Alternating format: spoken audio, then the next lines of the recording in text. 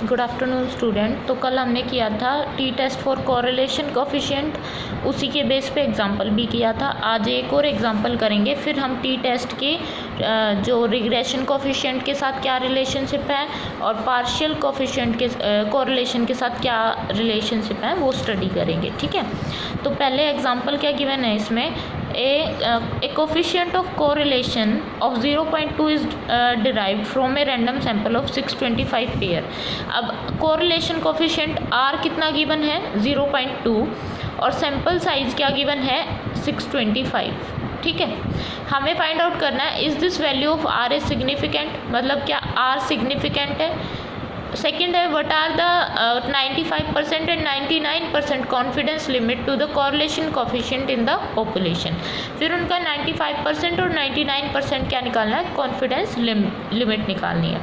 तो सबसे पहले हम क्या करते हैं, नल हाइपोथेसिस सेट करके चलते हैं H0 कि हमारा जो कोरिलेशन कोफिशिएंट है वो क्या है, 0 के इक्वल है, मतलब कि वहाँ पे कोई भी रिलेशनशिप नहीं है। ठीक है, और अल्टरनेटिव क्या हो जाती है हमारी H1 की रो नॉट इक्वल टू क्या है 0, मतलब कि वहाँ पे कोरिलेशन है वो एग्जिस्ट करता है। इसका मतलब क्या हो जाएगा, अगर अल्टरनेट प्रूव हो जाती है तो हमारा जो R है वो क्या आ जाएगा, सिग्निफिकेंट आ जाएगा। और इसका मतलब क्या हो जाता है कि R है वो हमारा सिग्निफिकेंट नहीं है। ठीक है, इसका मतलब होता है R इज़ नॉट सिग्निफिकेंट। तो पहले हमें टेस्ट स्टैटिस्टिक हम क्या लगाते हैं, सीधा टेस्ट स्टैटिस्टिक हमें पता है T is equal to R under root of n-2 divide by क्या आ जाता है 1 under root of 1 minus R square. यही थी हमारी टेस्ट स्टैटिस्टिक। यहाँ पे हमारे पास R की वैल्यू पता है हमें 0.2, n की वैल्यू क्या है 625, तो अंडर रूट ऑफ 623 बन जाएगा, 625 माइनस 2 करेंगे तो। ठीक है, और डिवाइड बाई क्या आ जाएगा अंडर रूट ऑफ 1 माइनस 0.4 आ जाएगा, 0.2 का स्केयर मतलब 0.04। ठीक है, और जब हम इसको सोल्व करेंगे तो इसकी वैल्यू आएगी 5.09 के इक्वल, 5.09। अब हमें क्या करना है, degree of freedom find out करनी है। तो हमारी डिग्री ऑफ फ्रीडम क्या है 623। ठीक है, the significant value of T are same in the case of normal distribution.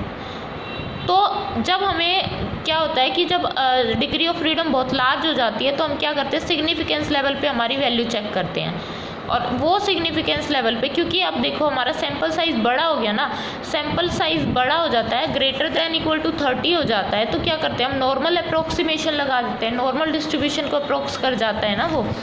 तो इस केस में भी क्या होगा कि T जो है हमारा अब सैम्पल साइज़ की वजह से किसको अप्रोक्स कर जाएगा, नॉर्मल डिस्ट्रीब्यूशन को। और हमें पता है कि नॉर्मल डिस्ट्रीब्यूशन जो होता है उसकी वैल्यू 0.05 सिग्निफिकेंस लेवल पे कितनी होती है, 1.96 होती है। और दूसरा क्या है, जब हम 99 पे निकालते हैं मतलब 0.01 पे निकालते हैं, वो क्या होती है 2.58 होती है। ठीक है, Z की वैल्यू हमें पता है, नॉर्मल डिस्ट्रीब्यूशन के जो सिग्निफिकेंस लेवल की वैल्यू हमें पता होती है। तो यहाँ पे क्या हुआ कि अगर हमारा सैम्पल साइज़ क्या था, मोर देन 60 था, तो वो क्या कर गया, नॉर्मल डिस्ट्रीब्यूशन को अप्रोच कर गया। तो यहाँ पे T की जो टेबुलेटेड वैल्यू आएगी 0.05 पे, वो कितनी आएगी 1.96, और T की जो 0.01 पे मतलब 90, ये कौन सी होगी 95% पे, और ये होगी 99% पे, वो कितनी आएगी 2.58। अब हम दोनों पे चेक करें तो हमारी जो T कैलकुलेटेड है वो कितनी आई थी 5.09, वो दोनों से क्या है, ग्रेटर है। दैट मीन्स क्या है, H0 जो हमारी है null hypothesis, H0 rho equal to 0, वो क्या हो जाएगी, रिजेक्टेड। रिजेक्ट कर दिया मतलब कि क्या हो गया, हमारी अल्टरनेटिव हाइपोथेसिस एक्सेप्ट हो गई। अल्टरनेटिव एक्सेप्ट हो गई, इसका मतलब क्या है कि वहाँ पे कोरिलेशन क्या है, एग्जिस्ट करता है। इसका मतलब क्या हो गया कि हमारा जो R है वो क्या है, सिग्निफिकेंट है। ठीक है, तो यहाँ पे देखो, since calculated T is much greater than these value, it is highly significant, hence H0 rho equal to 0 is rejected and we conclude that the sample correlation is significant of the correlation in the population. तो जो R की value है ये हमारी significant है, किसके लिए, population correlation के लिए। अब हम क्या निकालेंगे, इसकी 95% कॉन्फिडेंस लिमिट और 99%। तो 95% कॉन्फिडेंस लिमिट निकालते हैं तो उनका फॉर्मूला होता है ये। जब भी हम 90, आपने ये निकाला होगा शायद फर्स्ट ईयर में, कॉन्फिडेंस लिमिट निकालते हैं। तो अगर हम कोरिलेशन में निकाल रहे हैं तो वो हो जाएगा R प्लस माइनस जो हमारा 95 निकाल रहे हैं तो जो टी की वैल्यू है, T critical into standard error, ठीक है, स्टैंडर्ड एरर ऑफ R, ठीक है। तो यहाँ से R की वैल्यू क्या है 0.2 प्लस माइनस 1.96। अब जो ये स्टैंडर्ड एरर होता है ये किसके इक्वल होता है, ये हमारा होता है 1 माइनस आर स्क्वायर का under root divide by 1 minus R square divide by under root N, ये इसके इक्वल होता है, ठीक है। अब यहाँ पे वैल्यू पुट कर देंगे, वही 1 माइनस आर स्क्वायर किसके इक्वल हो जाएगा 1 माइनस 0.04 डिवाइड बाई क्या अंडर रूट ऑफ 625, ठीक है। और ये जब सॉल्व करेंगे तो ये वैल्यू आएगी हमारी इसके इक्वल 0.2 प्लस माइनस ये वैल्यू आई हमारी 0.075 के। एक बार इसको क्या कर देंगे प्लस सब्ट्रैक्ट कर देंगे, एक बार क्या कर देंगे ऐड कर देंगे, तो हमारे पास कॉन्फिडेंस लिमिट आ जाएगी 0.125 टू 0.275। तो ये आ गई हमारी 95% कॉन्फिडेंस लिमिट। इसी तरीके से 99% जब निकालेंगे तो फॉर्मूला बनेगा R प्लस माइनस, यहाँ पे जब 95% क्रिटिकल रीजन लिया था, अब कौन सा लेंगे 99%, तो क्या आ जाएगा 2.58 और मल्टीप्लाई बाय स्टैंडर्ड एरर जो कि वैल्यू कितनी आई थी हमारी ये वाली 1 minus 0.04 divide by under root of 625, ठीक है। फिर से हम इसको सॉल्व करेंगे तो हमारी ये कॉन्फिडेंस लिमिट आ जाएगी 99 पे, ठीक है। तो ये इसका एग्जाम्पल था। अब हमारा नेक्स्ट टॉपिक है T test for testing the significance of an observed regression coefficient. हम निकालेंगे टी टेस्ट किसके लिए, रिग्रेशन कोफिशिएंट का सिग्निफिकेंस चेक करने के लिए।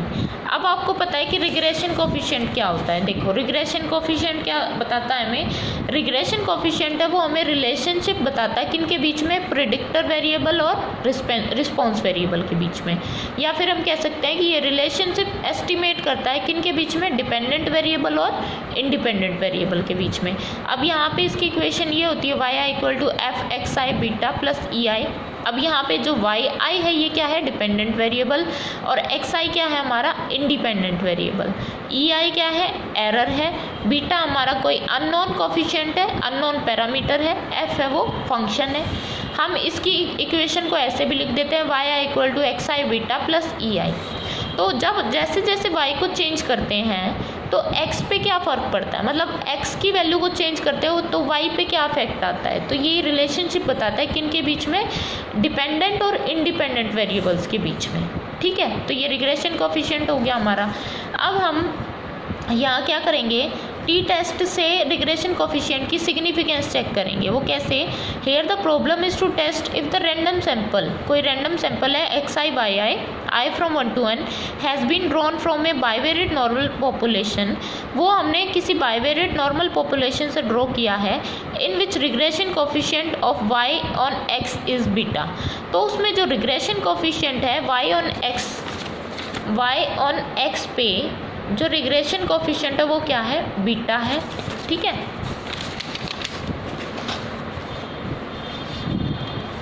The line of regression of y on x for the given sample is, और लाइन ऑफ रिग्रेशन हम कैसे निकालते हैं, y minus y bar equal to b x minus x bar, और b क्या होता है हमारा, बीटा का एस्टिमेट होता है, जो बीटा हमने निकाला था ना उसका एस्टिमेट क्या होता है b, और ये होता है हमारा μ11 divide by sigma x square, ठीक है, ये b की वैल्यू होती है।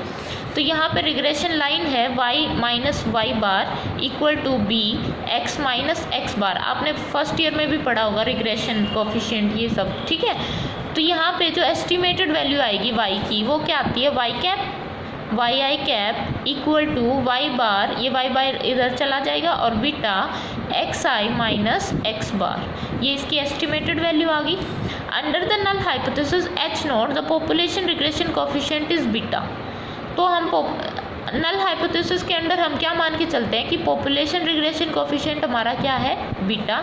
तो यहाँ पे हम टेस्ट स्टैटिस्टिक क्या लगाएंगे, t equal to b minus beta n minus two into summation x i minus x bar का whole square divide by summation y i minus y bar y cap का होल स्क्वायर और उसका under root. तो ये हमारी क्या हो जाएगी, टेस्ट स्टैटिस्टिक हो जाएगी। किस केस में, जब हम रिग्रेशन कोफिशिएंट पे काम कर रहे हो, ठीक है, जब हम रिग्रेशन कोफिशिएंट की सिग्निफिकेंस चेक कर रहे हो तो ये हमारा टेस्ट स्टैटिस्टिक लगेगा।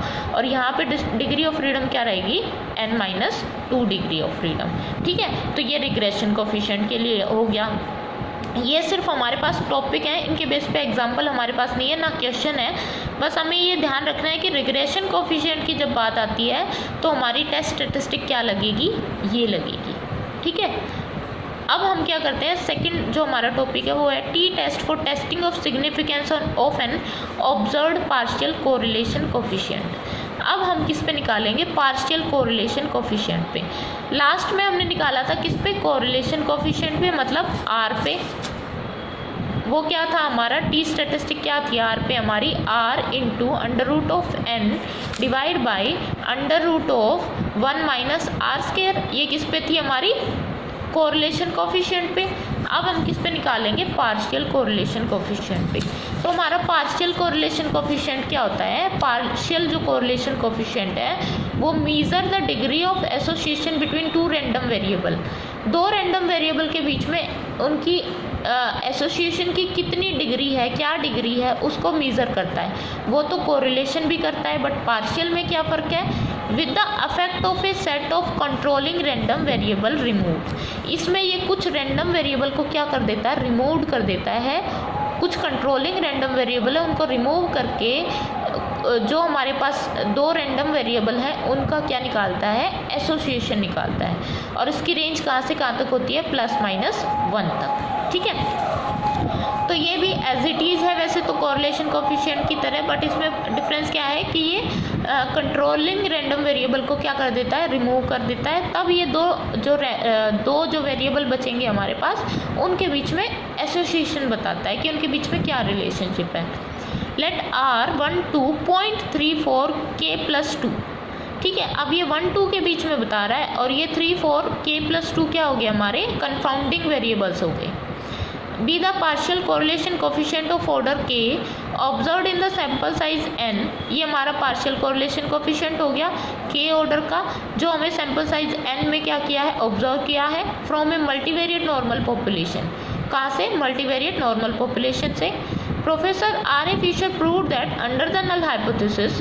तो आर ए फिशर कहते हैं कि जो नल हाइपोथेसिस है हमारी वो क्या हो जाएगी, partial correlation coefficient equal to 0, मतलब वहाँ पे क्या है, कोई भी कोरिलेशन नहीं है, ठीक है। population correlation coefficient is 0. The sampling distribution of R 1 2.34 K+2 is same as the, तो यहाँ पे जो सैम्पलिंग डिस्ट्रीब्यूशन होगा ना पार्शियल कोरिलेशन कोफिशिएंट का, वो किसके जैसा होगा, जो हमने कोरिलेशन कोफिशिएंट का निकाला था under the null hypothesis rho 1 2 equal to 0। Null correlation में हम यही निकालते थे with the sample size n reduce to k, और यहाँ पे सैम्पल साइज यहाँ पे n होता था, यहाँ पे क्या हो जाएगा, k हो जाएगा। और टेस्ट स्टेटिस्टिक क्या बनेगी इस केस में, जैसे वहाँ पे ये वाली थी, यहाँ क्या हो जाएगी, t equal to R 1 2.34 up to K+2, और साथ में क्या आएगा, under root of n minus, क्योंकि हम डिग्री ऑफ फ्रीडम इसी के तरीके से निकालते हैं, n-k-2 divide by under root of 1 minus R 1 2.34 up to K+2 का स्केयर। तो ये इसका क्या हो जाएगी, और इसका अंडर, हाँ ये हो गया, ठीक है।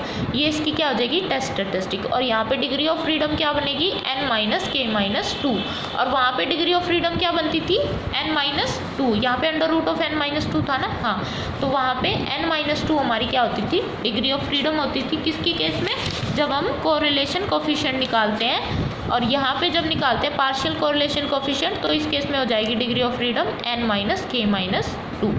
तो यहाँ तक आपका टी डिस्ट्रीब्यूशन के जितने भी केसेस थे वो कंप्लीट हो जाते हैं, मतलब आपका जो टी डिस्ट्रीब्यूशन है वो कंप्लीट हो गया। इसके बाद आएगा एफ डिस्ट्रीब्यूशन, जो हम कल करेंगे, ठीक है। F distribution. तो टी डिस्ट्रीब्यूशन तक जितने भी एग्जाम्पल हैं, जितने भी क्वेश्चन हैं, जितने भी टॉपिक हैं, उनको आप अच्छे से रीड करो और कोई भी प्रॉब्लम आती है तो मुझे बताओ, ठीक है।